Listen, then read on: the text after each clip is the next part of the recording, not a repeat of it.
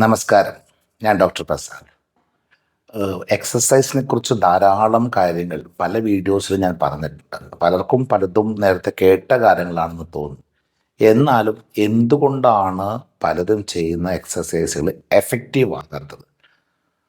പലർക്കും ഒരു വിചാരമുണ്ട്, നമ്മൾ ഭയങ്കരമായിട്ട് എഫേർട്ട് എടുത്ത് ബുദ്ധിമുട്ടി ഹൈ എൻഡ്യൂറൻസ് എക്സസൈസ് തകർത്തുമായിട്ടുള്ള എക്സസൈസ് ചെയ്തിട്ടുണ്ടെങ്കിൽ, തളരുന്ന പോലെ എക്സസൈസ് ചെയ്തിട്ടുണ്ടെങ്കിൽ, അല്ലെങ്കിൽ വേർത്ത് കുളിച്ച് ക്ഷീണിച്ച് തളർന്ന പോലെ വ്യായാമം ചെയ്യുമ്പോഴാണ് ഏറ്റവും നല്ല റിസൾട്ട് കിട്ടുന്നതെന്ന് ഒരു വിചാരമുണ്ട് പലർക്കും.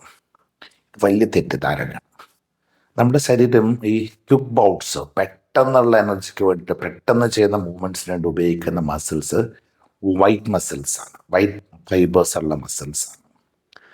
അതേസമയം ലോങ് അത് എൻട്രൻസ് കുറച്ചധിക സമയത്തേക്ക് വേണ്ട നമ്മുടെ എൻട്രൻസ് ട്രെയിനിങ്, നമ്മുടെ എഫിഷ്യൻസി കൂട്ടിക്കൊണ്ട് കൂടുതൽ സമയം സ്ലോ ആൻഡ് സ്റ്റഡി ആയിട്ടുള്ള വ്യായാമങ്ങൾക്ക് ഉപയോഗിക്കുന്നത് റെഡ് മസിൽസ്.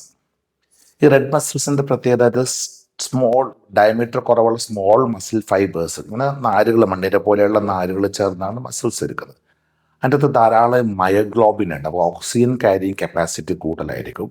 കൂടുതൽ ഓക്സിജൻ ഉപയോഗിച്ച് കൂടുതൽ ഓക്സിഡേറ്റീവ് ഫോസ്ഫോറേഷൻ, അകത്ത് ഓക്സിഡേറ്റീവ് പ്രോസസ്സിലൂടെ എനർജിക്ക് മൈറ്റോകോൺഡ്രിയ എണ്ണം കൂടുതലായിരിക്കേണ്ടത്. അപ്പോൾ കൂടുതൽ ATP ഉണ്ടാക്കാനും കൂടുതൽ എനർജി ഉണ്ടാക്കാനും ഈ മസിൽ സഹായിക്കും.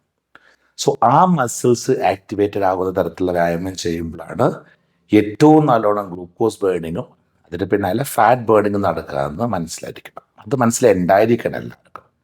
ആ സമയം പെട്ടെന്ന് തകർത്തുള്ള വ്യായാമങ്ങൾ എന്നത് ഈ പറഞ്ഞ വൈറ്റ് മസിൽസും ഒരു 100 മീറ്റർ കൂടുമ്പോൾ ആ സഡൻ ബൗട്ട് അതിനൊക്കെ ഉപയോഗിക്കാൻ അങ്ങനത്തെ ആ മസിൽസ് പുതിയ ബൾക്ക് കൂടുതലുണ്ടാകുന്നത്. പക്ഷേ തിൻ ഫൈബേഴ്സ് ആയിരിക്കും, അത് നേരെ ഓപ്പോസിറ്റ്.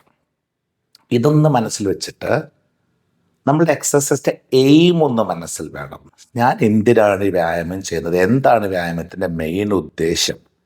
ഞാൻ അന്നന്ന് കഴിക്കണ ഭക്ഷണത്തിൽ ചെല്ലുന്ന ഗ്ലൂക്കോസും ഫാറ്റും എനർജി ആകണമെങ്കിൽ അതിന് എങ്ങനെയാണ് വ്യായാമം ചെയ്യേണ്ടത്? അപ്പം അതിൽ നടക്കാൻ പോകുന്നവരുണ്ട്, ഓടുന്നവരുണ്ട്, നീന്തുന്നവരുണ്ട്, തലകുത്തി മറിഞ്ഞുള്ള ജിമ്മിൽ പോയിട്ട് വ്യായാമങ്ങളെല്ലാം ചെയ്യുന്നവർ ധാരാളം ഉണ്ടാവും. യോഗ ചെയ്യുന്ന ആൾക്കാരും ഉണ്ടാവും, റൈറ്റ്? ഇതെല്ലാം യോഗ വളരെ സ്ലോ പ്രോസസ്സും സ്ട്രെച്ചുകൾക്കും അങ്ങനത്തെ കാര്യങ്ങൾക്ക് ഇമ്പോർട്ടൻസ് കൂടുതൽ കൊടുക്കുന്നുണ്ട്. അതിൽ കാലോറി ബേണിങ് കുറവായിരിക്കും. വളരെ സഡൻ ബൗട്ട് ഓഫ് അതിൽ പെട്ടെന്നുള്ളതിൽ നമ്മൾ ക്ഷീണം, ക്വിക്ക് സോഴ്സ് ഓഫ് എനർജി ആയ ഗ്ലൂക്കോസ് എനർജി അതിൻ്റെ പുറകെ റീഫില്ലാകാനുള്ള സമയം കിട്ടാത്തത് വരുമ്പോഴേക്കും തളർന്നു പോകും. സോ ഇവിടെയാണ് ഒരു എക്സസൈസിൻ്റെ പ്ലാനിങ് കറക്റ്റാണ്. നമ്മൾക്ക് കൂടുതൽ സമയം എടുത്ത് കൂടുതൽ മസിലുകൾ ഇൻവോൾവ് ചെയ്യിച്ചുകൊണ്ട്, എക്സാമ്പിൾ ഓരോരോ മസിൽ മാറി മാറി നമ്മൾ വ്യായാമം ചെയ്യുകയാണെങ്കിൽ, ഇപ്പോൾ നമ്മുടെ ഫ്രണ്ട് ഫോറാം മസിൽ കൊണ്ട് വ്യായാമം ചെയ്തു, അപ്പോൾ അതിനുള്ളൊരു സ്പെഷ്യൽ വ്യായാമം ചെയ്തിട്ട് അതിൻ്റെ അകത്തുള്ള ഗ്ലൂക്കോസ് ചെയ്ത് തുടർച്ചയായിട്ട് അതിന് ക്ഷീണം വന്നു കഴിയുമ്പോൾ നമ്മൾ അടുത്ത മസിലിലേക്ക് പോവാം. ഇപ്പം ജിമ്മിൽ വർക്കൗട്ട് ചെയ്യുമ്പോൾ നമ്മൾ ആ മസിലിന് വീണ്ടും വീണ്ടും ചെയ്ത് പിന്നെയും ചെയ്ത് മസിൽ ബൾക്ക് കൂട്ടാൻ നോക്കും. അതിന് പകരം ഒരു മസിൽ ടയർഡ് ആവുന്നവരെന്ന് ചെയ്തിട്ട് അടുത്ത മസിലിലേക്ക് പോകാം, അതിനടുത്ത മസിലിലേക്ക് പോകാം, അതിനടുത്ത മസിലിലേക്ക് പോകാം. അങ്ങനെ ഓരോ മസിൽ ഗ്രൂപ്പ് മാറി മാറി ചെയ്ത് എല്ലാ മസിൽസും ഉപയോഗിച്ച് വർക്കൗട്ട് ചെയ്യുമ്പോൾ നമ്മുടെ എല്ലാ മസിലിൽ നിന്നും ഗ്ലൂക്കോസ് എനർജി ആവുന്നതിനനുസരിച്ച് കൂടുതൽ ഗ്ലൂക്കോസ് എനർജി ആയി പോകുമ്പോൾ ബ്ലഡിൽ നിന്ന് കൂടുതൽ ഗ്ലൂക്കോസ് മസിൽസിലേക്ക് കയറും. അപ്പോൾ അന്നന്ന് കഴിച്ച കഴിഞ്ഞ് ഗോതമ്പെല്ലാം ദഹിച്ചിടുന്ന ഗ്ലൂക്കോസ് അങ്ങനെ എല്ലാ മസിലും കൊണ്ട് വ്യായാമം ചെയ്താൽ വിത്തിൻ 10 or 15 മിനിറ്റ്സ് കൊണ്ട് നമുക്ക് കംപ്ലീറ്റ് ആയിട്ട് ബേൺ ഔട്ട് ചെയ്യാൻ പറ്റും. പിന്നീട് അതിനേക്കാൾ കൂടുതൽ എനർജി വേണമെങ്കിൽ ട്രൈഗ്ലിസറൈഡ്സ് ആണ് എനർജിക്ക് എടുക്കുക.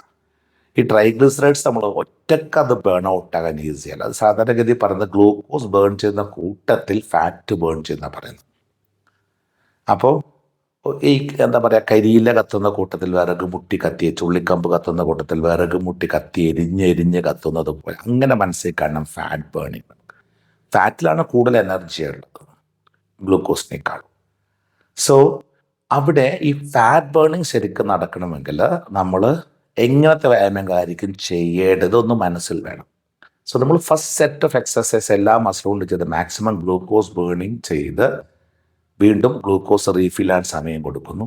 ഇനി നമ്മൾ സ്ലോ ആൻഡ് സ്റ്റഡി ആയിട്ട് എക്സസൈസ് കണ്ടിന്യൂസ് ആയിട്ട് എത്രത്തോളം കൂടുതൽ സമയം ചെയ്യുന്നു അത്രയും സമയം ഗ്ലൂക്കോസ് കൊണ്ട് ഇപ്പം നമ്മൾ ഹൈബ്രിഡ് വണ്ടിയല്ല പറയും, ഗ്ലൂക്കോസിൽ എനർജി കത്തുന്നത് സ്റ്റാർട്ടായിട്ട് ഫാറ്റിലേക്ക് കൺവേർട്ടഡ് ആവുന്നത് പോലെ ചിന്തിക്കുക. പെട്രോളിൽ സ്റ്റാർട്ട് ചെയ്തിട്ട് പിന്നെ ഇലക്ട്രിക്കൽ ഓടുന്ന പോലെ ആ രീതിയിലൊക്കെ ചിന്തിക്കാം നമ്മൾ. സോ അതേപോലെ സ്ലോ ആൻഡ് സ്റ്റഡി ആയിട്ട് കൂടുതൽ സമയമെടുത്തിട്ട് അങ്ങനെ വ്യായാമം ചെയ്യുമ്പോഴാണ് ശരിക്കും ഫാറ്റ് ബേണിങ് നടക്കുക. അത് നമ്മൾ മാക്സിമം മസിൽസ് ഇൻവോൾവ് ചെയ്യിച്ചുകൊണ്ടും അതിൻ്റെ മാക്സിമം ബ്രീത്തിങ്, കാര്യം ഓക്സിജൻ കൂടുതൽ ആവശ്യം ഉണ്ടാകുന്ന ഓർക്കണം എയ്റോബിക് എക്സസൈസിന്. അപ്പോൾ അതിൻ്റെ ബ്രീത്തിങ് എക്സസൈസ് നല്ലോണം ചെയ്തുകൊണ്ടേയിരിക്കണം എൻ്റെ കൂട്ടത്തിൽ. ഓരോ എക്സസൈസിൻ്റെ ഒപ്പം നല്ല ഹെവി ആയിട്ട് deep breath in deep breath out അങ്ങനെ ചെയ്തിട്ടിരിക്കും. റൈറ്റ്. അതിൻ്റെ ഒപ്പം ഗ്ലൂക്കോസ് ബേണിങ് നടക്കുന്നതനുസരിച്ച് മസിലേക്ക് ഗ്ലൂക്കോസ് റീഫിൽ ആവുന്നത് ഇൻസുലിനാണ് റീഫിൽ ചെയ്ത് കൊടുക്കുന്നത്. സോ ബ്ലഡിലെ ഗ്ലൂക്കോസിൻ്റെ മസിലേക്ക് റീഫിൽ ചെയ്ത് ഇൻസുലിനാണ്.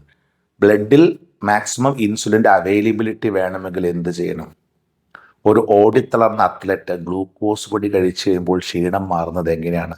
ഗ്ലൂക്കോസ് കുടലിലൂടെ ബ്ലഡിലേക്ക് കിടക്കുമ്പോൾ കുടലിൻ്റെ ഭിത്തിയിലെ GIP ആക്ടിവേറ്റഡ് ആകുമ്പോൾ അത് ആ മെസ്സേജ് കൊടുക്കും പാൻക്രാസിലേക്ക്. പാൻക്രാസ് ഇൻസുലിൻ ചാടും.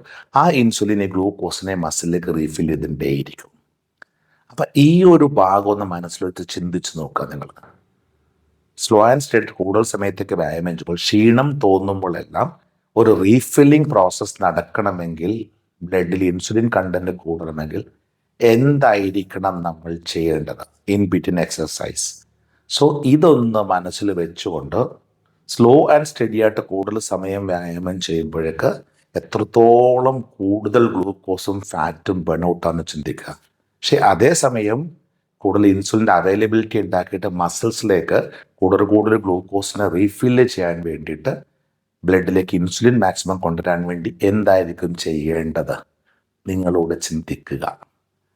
സോ എക്സസൈസിൻ്റെ ഒരു പ്ലാനിങ്, അതിൻ്റെ ഒപ്പമുള്ള കുറച്ച് കുഞ്ഞു കാര്യങ്ങളുടെ പ്ലാനിങ് ഉണ്ടെങ്കിൽ നിങ്ങൾ 1-2 മണിക്കൂർ നടന്നാൽ കിട്ടുന്ന എഫക്റ്റ് നിങ്ങൾക്ക് 10-15 മിനിറ്റിനുള്ളിൽ 4 ഇരട്ടിയായിട്ട് കിട്ടും.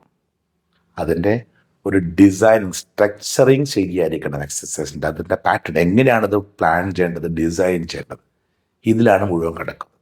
അതിൻ്റെ ഒപ്പം തന്നെ ഇപ്പോൾ മുട്ടുകാല് വേണ്ട ഒരാൾ, അയാൾ മുട്ടുകൊണ്ട് വയ്യാത്ത ഒരാൾ ആ മുട്ടിന് ബുദ്ധിമുട്ടുള്ള വ്യായാമങ്ങൾ ചെയ്ത 2 മുട്ടുകാലും നശിപ്പിച്ചിട്ട് വല്ല കാര്യമുണ്ടോ? അവരൊരിക്കലും നിന്നും ചാടിത്തുള്ളി, ഓട്ടം, സൂമ്പ, താട്ടം, തുള്ളൽ അതൊന്നും ചെയ്യാൻ പാടില്ല. അവർ ഇരുന്നുകൊണ്ട് ചെയ്യാവുന്ന എന്തോരം വ്യായാമങ്ങളുണ്ട്. നടുവേനുള്ള ഒരാൾ, അയാൾ നടുവിന് ബുദ്ധിമുട്ട് വരുന്ന കുനിഞ്ഞു തോന്നുന്നുള്ള വ്യായാമങ്ങളോ നടുവിന് ഓവർ ബുദ്ധിമുട്ട് തോന്നുന്നു ഒന്നും ചെയ്യരുത്. കഴുത്ത് വേനുള്ള ഒരാൾ വ്യായാമം ചെയ്യുമ്പോൾ കഴുത്തിൻ്റെ മൂവ്മെൻറ്റ്സ് മാക്സിമം കുറക്കുക. വേണമെങ്കിൽ നെക്ക് കോളർ വരെ ഉപയോഗിക്കുക. വേണമെങ്കിൽ സ്പോണ്ടലോസ് ഉള്ള ഒരാളാണെങ്കിൽ കഴുത്തിന് ബുദ്ധിമുട്ട് തോന്നുന്ന വ്യായാമങ്ങൾ ഒഴിവാക്കിയിട്ട് ബാക്കി എത്രയോ വ്യായാമങ്ങൾ കിടക്കുന്നു ചെയ്യാൻ. സോ ഈ പ്ലാനിങ് ഇല്ലായ്മയാണ് പലപ്പോഴും എക്സസൈസിന് അതിൻ്റെ ഗുണം കിട്ടാത്തതും. പിന്നെ പെട്ടെന്ന് പോയിട്ട് എടുത്തു ചാടി എല്ലാം കൂടെ ഒരുമിച്ച് അങ്ങോട്ട് ചെയ്യും. പുത്തനച്ച് പുരപ്പുറം തുടക്കുന്നു പറഞ്ഞ പോലെ 2 ദിവസത്തേക്കുള്ളിൽ പോകില്ല. അപ്പോഴൊക്കെ അവിടെ വേദന ഇവിടെ വേദന എല്ലാവരും. സോ മസിൽസിനെ സ്ട്രെച്ച് ചെയ്ത് പതുക്കെ ഫ്രീ എക്സസൈസ് ചെയ്ത് ട്യൂൺ ചെയ്ത് breathing, muscle specific aerobic exercise, അത് എൻട്രൻസ് എക്സസൈസ്, കാർഡിയാക്കും ബ്രീത്തിങ് എല്ലാം മിക്സ് ചെയ്തിട്ട് വളരെ പ്ലാൻഡ് ആയിട്ട് വർക്കൗട്ട് ചെയ്ത് ഹാർട്ടിൻ്റെ പവർഫുൾ ആക്കണം. നിന്നും എല്ലാം കഴിഞ്ഞില്ലേ. സോ ഹാർട്ടിനെ സ്ട്രെങ്തൻ ചെയ്യാനുള്ള പ്ലാനിങ് വേണം. ഹാർട്ടിന് ഓവർബേർഡൻ കൊടുക്കരുത്. തുടകളൊക്കെ ബലപ്പെടുത്തുക. നമ്മളിപ്പോൾ ഒറ്റയടിക്ക് 150 സിറ്റപ്പ് ചെയ്യാൻ പറഞ്ഞാൽ ആർക്കുണ്ടെങ്കിലും പറ്റും, എളുപ്പമാണ്. അത്ര ചെയ്യുന്നവരുണ്ടാകാം. പക്ഷേ അത് 10 ഇൻ ബിറ്റ്വീൻ, ബാക്കിയുള്ള വ്യായാമങ്ങൾ ചെയ്യുന്ന കൂട്ടത്തിൽ ഇൻ ബിറ്റ്വീൻ പുട്ടിന് പേരിടുന്ന പോലെ 10 വിട്ട് ചെയ്തിട്ട് നമ്മൾ അറിയില്ല. സോ വിത്തിൻ ഫ്യൂ ഡേയ്സ് അത്രക്കധികം ഗ്ലൂക്കോസ് നമുക്ക് ബേൺ ചെയ്യാൻ പറ്റും. സോ ആ പ്ലാനിങ് ഇല്ലായ്മയാണ് വ്യായാമത്തിൻ്റെ ഏറ്റവും വലിയ ശത്രു. നിങ്ങൾ പലർക്കും വ്യായാമം ചെയ്യാൻ മടി തോന്നുന്നതും ഈ ബുദ്ധിമുട്ട് ഓർത്തിട്ടാണ്. 5 മിനിറ്റിൽ തുടങ്ങുക, പതുക്കെ 6 മിനിറ്റും 7 മിനിറ്റും 8 മിനിറ്റൊക്കെ പതുക്കെ കൂടി പോകും. പക്ഷെ കുറച്ച് കഴിയുമ്പോൾ നിങ്ങൾക്ക് 1-1.5 മണിക്കൂർ വ്യായാമം ചെയ്താലും പോരാ എന്നുള്ള ചിന്ത മനസ്സിൽ വരാൻ തുടങ്ങും. അത് ഇതുപോലെ പ്ലാൻഡായിട്ട് ചെയ്താൽ ഒരു ബുദ്ധിമുട്ടും ഉണ്ടാവില്ല. നിങ്ങൾ 1-1.5 മണിക്കൂറൊക്കെ വർക്കൗട്ട് ചെയ്താൽ പോലും നിങ്ങൾ ഹാപ്പി ആയിട്ട് അത് എൻജോയ് ചെയ്യുന്നുള്ള. ഒന്ന് ശ്രമിച്ചു നോക്കും, നിങ്ങളുടെ ലൈഫേ മാറും. നിങ്ങളുടെ അകത്ത് അടിഞ്ഞു കൂടുന്ന ഗ്ലൂക്കോസും കൊഴുപ്പല്ല എനർജി ആക്കി കളയാൻ വേറെ എന്താണ് ഒരു വഴി ഭൂമിയില്ല. ഒന്ന് ചിന്തിച്ചു കൂടെ. ജനിച്ചന്നോട്ട് മരിക്കുന്നന്ന് വരെ കൂടെ ഉള്ളതല്ലേ ഈ ശരീരം. ഹൃദയമാണെങ്കിൽ പുറത്തേക്ക് ജനിക്കുന്നതിന് മുമ്പ് 2 മാസം മുമ്പ് ഇടിച്ചു കൊടുക്കുന്ന ഹൃദയവും. ഇതിനെയൊക്കെ നന്നായിട്ട് സൂക്ഷിക്കണ്ടേ? ഇത് ആര് വന്ന് നന്നാക്കി തരുമെന്ന വിചാരം. കേടായിട്ട് റിപ്പയർ ചെയ്യുന്ന വർക്ക്ഷോപ്പല്ല നമുക്ക് വേണ്ടത്. നമുക്ക് വേണ്ടത് സർവീസ് സെൻറ്റേഴ്സാണ്. കേടാകാതെ സൂക്ഷിക്കണം. നമ്മൾ തന്നെ ചെയ്യണം.